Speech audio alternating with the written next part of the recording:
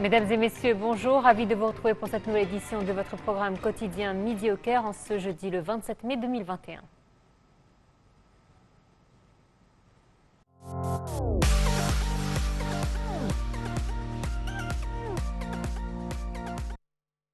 Et on commence sans plus tarder avec les nouvelles concernant la présidence. Le président Abdel Fattah el-Sisi est arrivé aujourd'hui à Djibouti où il doit s'entretenir avec son homologue djiboutien Ismail Omar Guelleh. Un accueil officiel a été accordé au chef de l'État à son arrivée dans la capitale djiboutienne. Selon le porte-parole de la présidence, il s'agit d'une visite historique du président el-Sisi, la première en son genre. Le chef de l'État doit examiner avec Guelleh la coopération conjointe et les moyens de renforcer les relations bilatérales, surtout au niveau sécuritaire, militaire et économique, en vue de réaliser les intérêts des deux pays frères. Les deux dirigeants doivent également échanger les points de vue lors de ce sommet sur les questions régionales d'intérêt commun.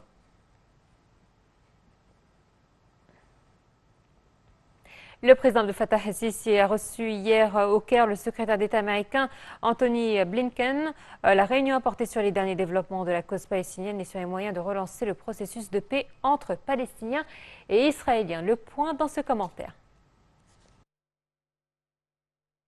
Le président Abdel Fattah el-Sisi a reçu hier au Caire le secrétaire d'État américain Anthony Blinken. Ce dernier a salué lors de cette rencontre les efforts déployés par l'Égypte en vue de parvenir à un cessez-le-feu à Gaza ainsi que des efforts en vue de le préserver. El-Sisi a pour sa part rendu hommage au soutien qu'accordait Washington aux efforts égyptiens. Le chef de l'État a noté que les dernières évolutions nécessitaient une reprise immédiate et directe des négociations palestino-israéliennes. Le président a réitéré l'importance qu'accordait le Caire à sa coopération avec Washington à cet égard, soulignant la position ferme de l'Égypte qui vise à parvenir à une solution équitable et globale à la cause palestinienne, garantissant les droits du peuple palestinien au terme des résolutions internationales. L'entretien a abordé aussi la lutte contre le terrorisme et l'idéologie extrémiste, ainsi qu'un nombre de dossiers régionaux, dont le dossier libyen. La rencontre a porté en outre sur le dossier du barrage éthiopien de la Renaissance. El-Sisi a mis l'accent à cet égard sur l'importance de parvenir à un accord légal équitable contraignant sur le remplissage et l'exploitation de ce barrage en vue de réaliser les objectifs de toutes les parties. Blinken a entre-temps salué les derniers développements globaux qu'avait connus l'Égypte récemment. Le président El-Sisi s'est félicité sur son compte Facebook d'avoir reçu hier le secrétaire d'État Anthony Blinken, soulignant avoir examiné avec le ministre américain de nombreux dossiers politiques et sécuritaires et d'avoir discuté avec lui des causes régionales. Le chef de l'État a écrit avoir mis l'accent sur l'importance du partenariat stratégique entre l'Égypte et les États-Unis, vu le rôle axial et important de l'Égypte pour soutenir la sécurité et la stabilité au Proche-Orient.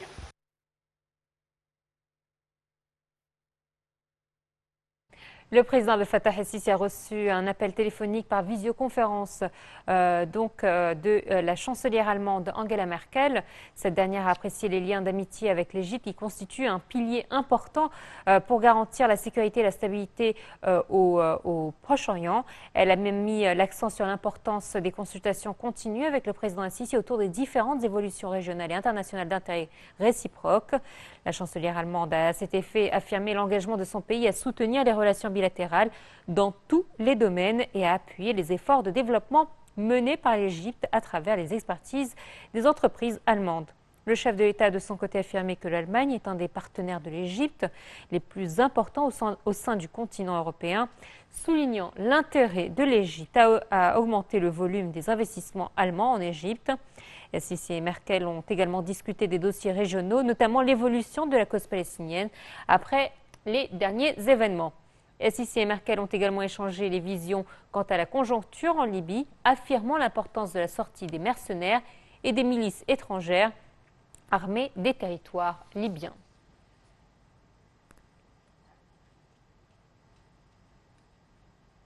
Et le chef de l'État a reçu un appel téléphonique hier soir du Premier ministre pakistanais Imran Khan.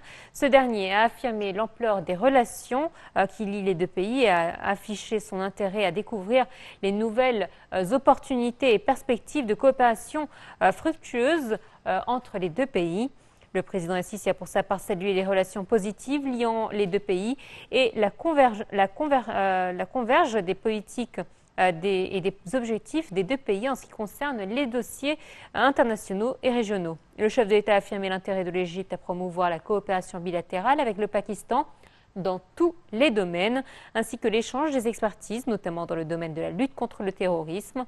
L'entretien téléphonique a également porté sur l'échange des visions quant aux dernières évolutions de la cause palestinienne et les derniers événements à Gaza. Khan a à cet effet apprécié la position égyptienne à ce propos, mettant l'accent sur l'importance du rôle de l'Égypte sur les plans arabes et islamiques. Le président Sisi a dans ce contexte affirmé l'importance d'entamer les négociations entre les parties palestiniennes et israéliennes dans les plus brefs délais afin de mettre un terme au cercle vicieux de la violence.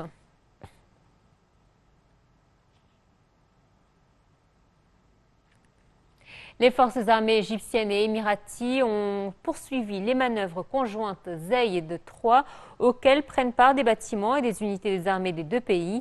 Selon le porte-parole des forces armées, ces manœuvres sont exécutées aux Émirats arabes unis et dureront plusieurs jours. Plusieurs phases préparatoires ont été exécutées au cours des derniers jours, dont des activités et des cours théoriques pour expliquer et unifier les concepts et coordonner les efforts et donc réaliser l'intégration des forces prenant part à ces manœuvres.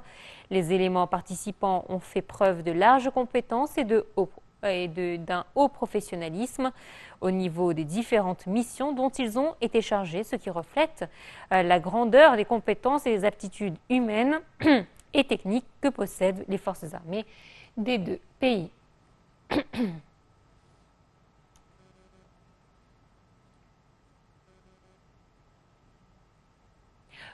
Pour le 11e jour consécutif, l'Égypte continue à ouvrir le point de passage de Rafah pour recevoir les blessés palestiniens et permettre l'acheminement des aides vers la bande de Gaza. Les autorités de ce point de passage ont assuré que ses employés offraient les aides médicales et administratives nécessaires en vue de faciliter le passage des cas humanitaires.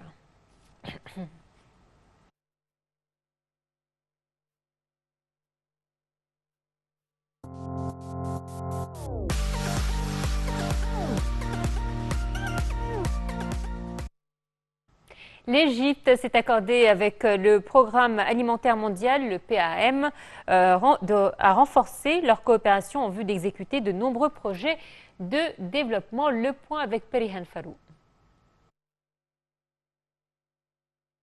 La ministre de la Coopération internationale, Rania Al-Mashad, s'est entretenue hier avec la nouvelle directrice régionale du Programme alimentaire mondial, le PAM, pour le Moyen-Orient et l'Afrique du Nord, Corinne Fleischer, de la coopération entre les deux bords. El-Mashad a passé en revue le rôle du PAM en Égypte de par sa coopération avec son ministère et d'autres autorités publiques compétentes dans l'exécution de nombreux projets visant à réaliser le développement des communautés rurales, à autonomiser les petits agriculteurs et à étendre le programme d'alimentation scolaire dans les écoles publiques. Madame Fleischer a pour sa part affirmé que le PAM s'honorait du partenariat stratégique avec l'Égypte et aspirait à y renforcer son action pour réaliser les objectifs de développement durable de l'ONU. La directrice régionale du PAM a salué les efforts de l'État dans les domaines du développement sur tous les niveaux et de l'exécution des réformes économiques en faveur d'une croissance durable, ont su de ces efforts pour faire face aux conséquences de la pandémie du coronavirus.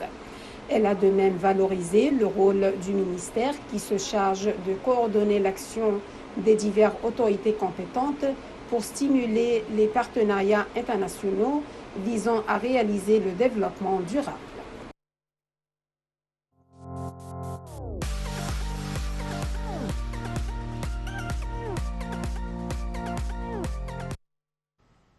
Et on termine avec le Premier ministre Dr Moustapha Madbouli qui a tenu une réunion avec le ministre de l'Habitat Hassan Ghazar et des responsables du bureau des consultations. Alors Madbouli a fait le suivi du projet de modernisation du Caire historique, notamment de Fostot.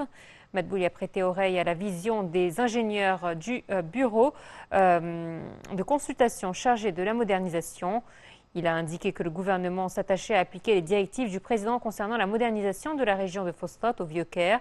Il s'agit de moderniser environ 300 fédans et les transformer en un parc central du Caire, comme la modernisation de la zone d'Ain al-Sir.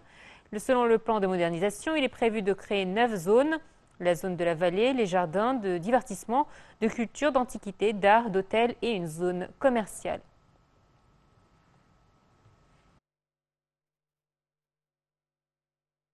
Nous a rejoint par téléphone notre invité Hazem Hassan. Donc, bonjour. Bonjour. Alors, c'est vrai que pour les personnes qui habitent au Caire, on constate une transformation très importante au niveau du Caire historique. Pendant plusieurs années, c'est vrai que ces anciens bâtiments et qui ont une grande valeur et qui sont entrés dans le patrimoine historique étaient, on ne va pas dire le paysage était gâché par les bidonvilles et par la pauvreté des rues. Aujourd'hui, c'est vrai qu'en voyant que toutes ces anciennes habitations qui étaient faites de manière illégale, lorsqu'on a vu qu'elles ont été détruites, le paysage s'est amélioré. Et c'est vrai que le fait de reconstruire sur ces anciennes zones des habitations avec la même architecture, ou presque, que celle d'antan, ça fait plaisir à voir. Déjà, nos yeux apprécient le paysage. C'est certes, quand on voit l'importance historique justement de ce site, d'abord, on a commencé avec le coin de Anessira, qui est un coin très important, et on a construit le musée national, on a transféré justement la maison des documents nationaux. Donc on voit tout ce coin est très important, et je peux vous dire que son importance historique, ça date du 7e siècle. Parce que la première capitale construite par Amr ibn al-As, le général qui a conquis l'Égypte, justement au 7e siècle, il a choisi cet emplacement pour être la première capitale de l'Égypte islamique. Donc on voit que les ruines de cette ville restent encore, on passe à côté justement, on voit qu'on trouve encore la ruine de l'ancienne ville. Les maisons et tout en briques en torchis. Donc là, si on travaille sérieusement sur ce côté, on va développer justement ce quartier important, parce qu'aujourd'hui on voit la grandeur du Caire, c'est très très large. Donc si on arrive vraiment à moderniser, et tout en gardant justement l'esprit ancien, vous voyez le parfum du passé. Exactement. Le parfum du passé. D'abord, je vois qu'il fallait faire ça déjà avant. Il y a très longtemps, il fallait faire ça.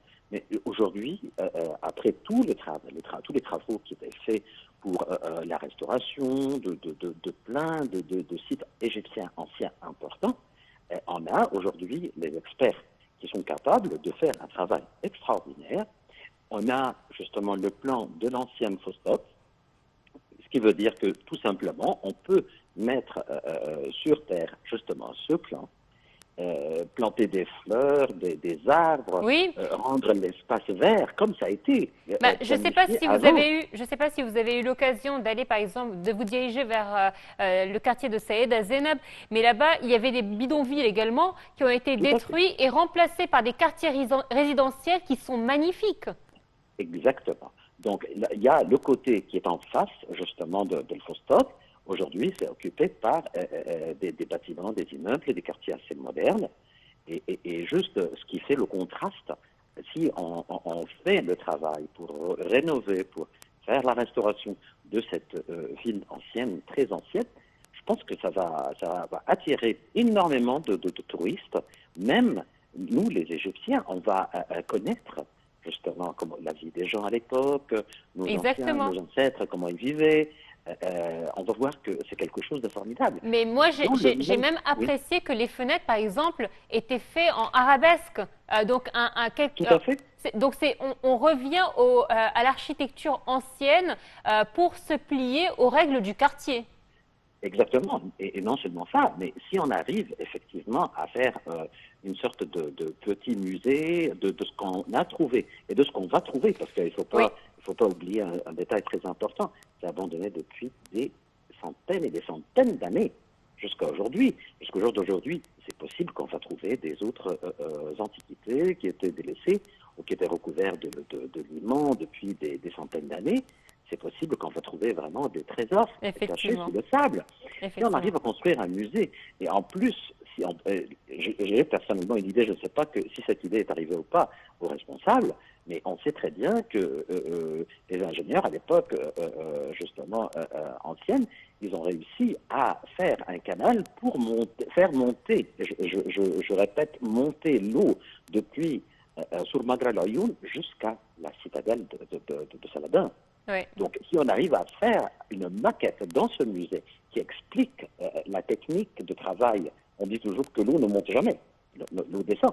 Et bien là, c'était, si on veut, à l'époque, un miracle génieux d'ingénierie extraordinaire, de faire monter depuis Sourmagalloyun jusqu'à on l'espère. la citadelle de Saladin, l'eau, si on arrive à faire cette maquette en montrant toute la ville d'El Fostat, plus ce projet extraordinaire qui a fait déjà pendant ces anciens temps, je pense que ça peut attirer énormément de touristes, non seulement étrangers, mais aussi des Égyptiens pour voir et être fiers des C'est exploits vrai. des ancêtres. C'est vrai. Merci beaucoup, Hazem Hassan, d'avoir été Merci des à vous. nôtres ce matin et on espère effectivement qu'on aura une transformation du Caire, que ce soit l'ancien Caire ou du nouveau Caire, tout en respectant les règles architecturaux. Merci à vous. Voilà, c'est ainsi donc que prend fin cette édition. Très bonne suite de programme sur la TV internationale. Au revoir.